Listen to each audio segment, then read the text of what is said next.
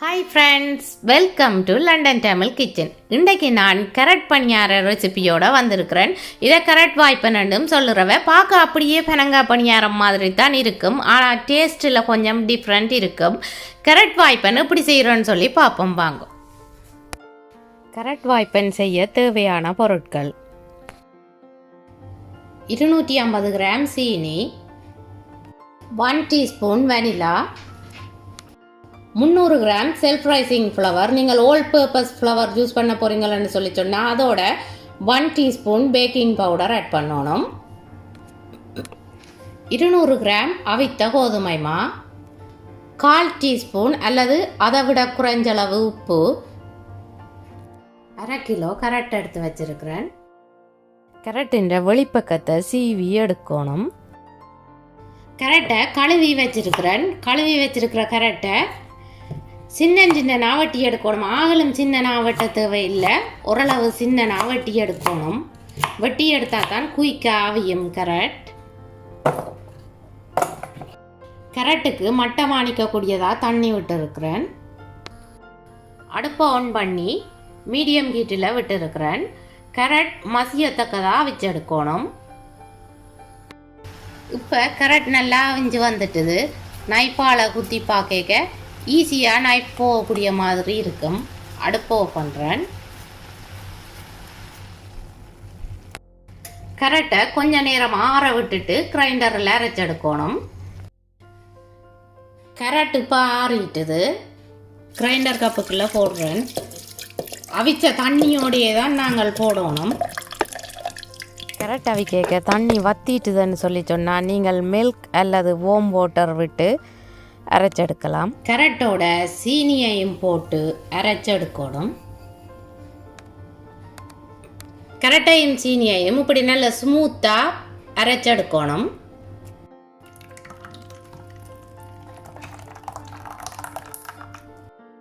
அரைச்சி வச்சிருக்கிற கரட்டுக்குள்ள எடுத்து வச்சிருக்கிற உப்பு, வெனிலா,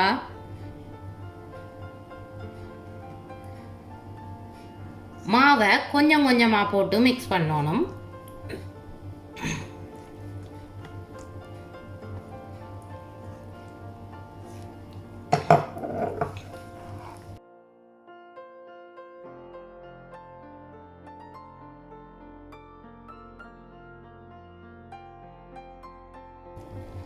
உங்களுக்கு இந்த கரட்டின் களித்தன்மைக்கு கூடவா இருந்ததுன்னு சொல்லி சொன்னால் நீங்கள் கொஞ்சமாக மில்க் ஆட் பண்ணலாம்.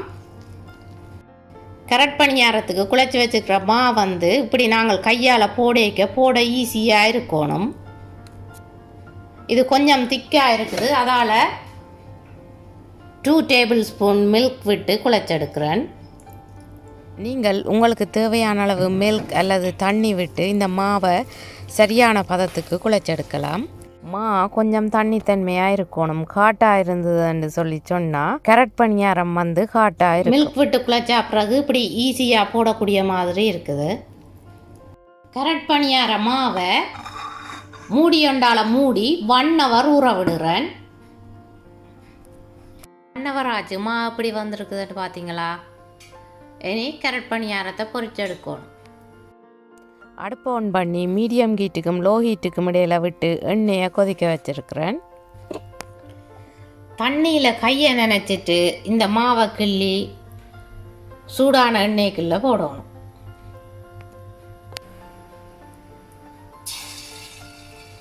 கரட் பணியாரத்தை ஒயிலுக்குள்ளே போடைக்க நெடுகலும் நாங்கள் தண்ணியில் கை நனைக்க தேவையில்லை.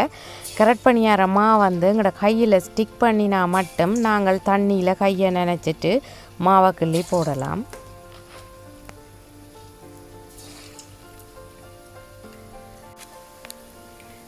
வாய்ப்பன் கொஞ்ச நேரம் பொரிஞ்சா பிறகு கிளறி விடணும். உடனே கிளறினா வாய்ப்பன் பிஞ்சு பிஞ்சு வந்துடும்.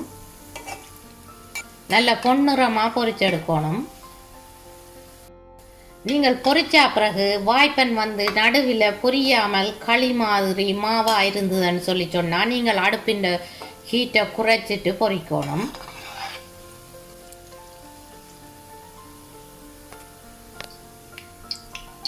வாய்ப்பன் இப்படி பொன்னிறமாக பொரிஞ்சு வந்த உடனே எண்ணெயில் இருந்து எடுக்கணும்.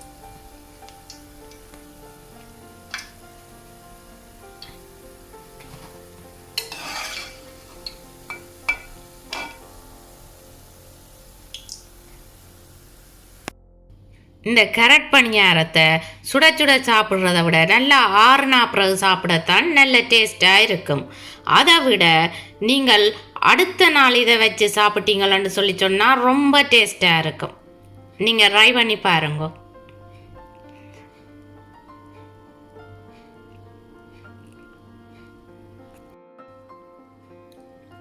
இந்த கேரட் பணியாரத்தை பிச்சு காட்டுறேன்னு இப்படி வந்திருக்குதுன்னு பாருங்க. வாய்ப்பனை பாருங்க, உள்ளுக்கு பச்சையாக இல்லை, நல்லா வேகி வந்திருக்குது. அதோட உள்ளுக்கு நல்ல சாஃப்டாக இருக்குது, பஞ்சு மாதிரி இருக்குது. என்னுடைய வீடியோ பார்த்ததுக்கு ரொம்ப நன்றி.